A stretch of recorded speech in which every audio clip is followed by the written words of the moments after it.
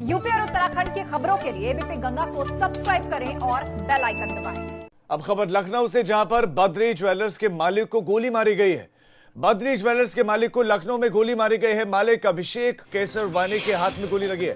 Badri jewellers के मालिक हैं अभिषेक केसरवानी, उनको गोली मारी गई है। लूट में असफल होने पर बदमाशों ने गोली मारी है। ये इस वक्त की बड़ी खबर। और बेखौफ बदमाश, बेखौफ दबंगों की यह करतूत, जहां गोली मारी गई है। बद्री ज्वेलर्स के मालिक को अभिषेक केसरवानी इनका नाम बताया जा रहा है, जिनके हाथ में गोली लगी है। हाथ में गोली लगी है। सफेद Hyundai एक्सेंट कार से ये बदमाश आए और बदमाशों ने गोली मारी। दुकान बंद कर अपने घर जाते वक्त यह हमला हुआ अभिषेक केसरवानी पर। अब पुलिस ने अज्ञात हमलावरों के खिलाफ FIR दर्ज कर ली है और अभिषेक केसरवानी के चूंकि हाथ में गोली लगी है, उनको ट्रॉमा सेंटर भर्ती करवाया गया है।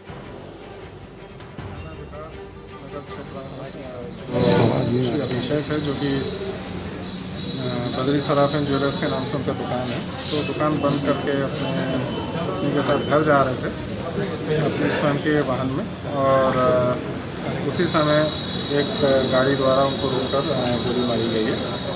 चोट अभी तक बहुत ज़्यादा गहरी नहीं है और उनकी प्राथमिक उपचार किया जा रहा है और डॉक्टर्स ने उनकी कंडीशन जो है स्टेबल बताई है।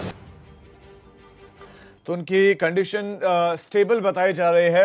अब पुलिस जांच कर रही है, लेकिन सवाल ये कि कौन थे वो बदमाश, और कौन थे वो बदमाश, इस सवाल का जवाब पुलिस को कब मिलेगा और उस सवाल का जवाब पुलिस देगी कब। राजधानी में इतने बेखौफ क्यों है बदमाश, क्यों है इतने बेखौफ बदमाश कि जब चाहे जिसको चाहे जहां चाहे गोली मार रहे हैं। एक ज्वेलर मालिक पर हमला किया गया है, गोली मारी गई है। इरादा था उनकी हत्या करने का, लेकिन उनके हाथ में गोली लगी क्योंकि लूट में असफल हो गए थे, कामयाब नहीं हो गए। लेकिन बद्री ज्वेलर्स मालिक अभिषेक केसरवानी, उनके हाथ में गोली लगी है। ये त्योहारों का मौका है, खरीदारी जमकर लोग कर रहे हैं, और ऐसे वक्त में आखिर क्यों नहीं सुरक्षित माहौल है बाजारों में। सीधा रुख करते हमारे संवाददाता अनुभव शुक्ला का, जो खबर पर और ज्यादा जानकारी देंगे। अनुभव, सबसे पहले तो दर्शकों को यही बताएं कि अभिषेक केसरवानी की हालत कैसी है। दूसरा, ये अज्ञात हमलावर कौन थे, इन अज्ञात हमलावरों के बारे में क्या पुलिस को कोई जानकारी मिली है, किसी तरह की कोई कार्रवाई? देखिए, अभिषेक की जो हालत है वो स्थिर है और ट्रामा सेंटर में उनका इलाज चल रहा है। वारदात रात 10 बजे की है, जब वो अपनी दुकान बंद करके, जो रिंग रोड पर है, बद्री शराफ एक बड़ी दुकान है, और वहाँ अपनी शॉप को वो बंद करके वापस अपने घर महानगर जा रहे थे, क्योंकि त्योहारों का सीजन है, आज धनतेरस है, इसलिए दुकान कल देर तक खुली थी, वरना 8 साढ़े 8 बजे वो बंद हो जाती है।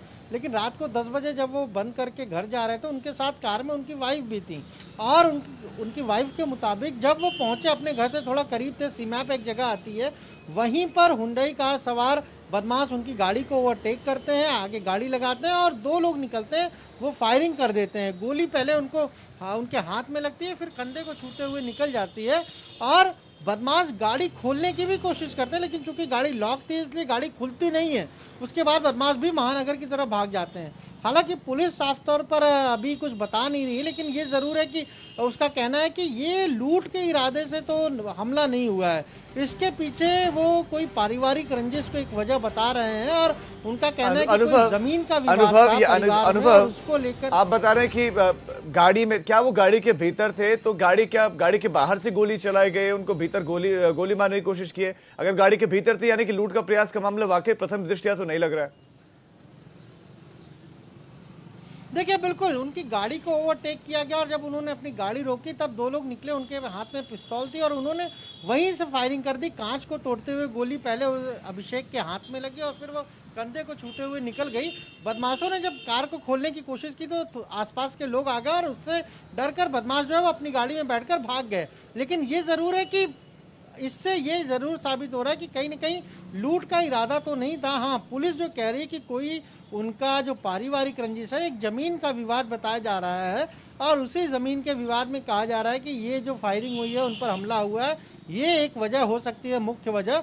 अब पुलिस जो आसपास उनकी जो शॉप है, वहाँ जितने सीसीटीवी हैं, रास्ते में जितने जो ट्रैफिक में जो सीसीटीवी लगे हुए हैं कंट्रोलिंग के लिए, उन सारी फुटेज को खंगाल रही है, और उसका कहना है कि जल्द जो है जो हमलावर हैं उनको गिरफ्तार कर लेंगे। लेकिन सवाल यही है कि जब त्योहारों का मौका है, सुरक्षा चाक चौबंद होने की बात कही जा रही है, ऐसे में अगर किसी व्यापारी पर इस तरीके से हमला होगा और वो भी कोई 10 बजे का वक्त, कोई बहुत ज़्यादा रात नहीं है, लेकिन सवाल इसी को लेकर उठ रहे हैं कि आखिर इस तरह हमलावर हमला कर रहे हैं तो क्या उन्हें कोई खौफ नहीं है, पुलिस का कोई खौफ बदमाशों को नहीं है? और जब त्योहार है, ये कहा जा रहा है कि सभी जगह चेकिंग हो रही है, बिल्कुल बिल्कुल अनुभव, ये जो जो घटना है ये सवाल नहीं उठाती है, ये घटना ये बताती है कि वाकई खौफ नहीं है। वो उत्तर दे रहे हैं कि हमें खौफ नहीं है, आपको जो करना है आप करें। अनुभव, आपका इस तमाम जानकारी के लिए बहुत शुक्रिया। लेकिन एबीपी गंगा के बहुत सारे सवाल भी हैं इस मामले में कि आखिर त्योहारों के मौके पर जब ये कहा जा रहा है कि पुलिस के अधिकारियों की तरफ से निर्देश दिए गए हैं कि हर तरफ चौकसी रखें, आप तैयारी पूरी रखें, तो उन तैयारियों के बीच में कैसे बदमाश आए, कैसे गोली मारी और कैसे फरार हो गए और किसी को जानकारी तक नहीं, और अज्ञात के नाम अभी मुकदमा दर्ज किया गया।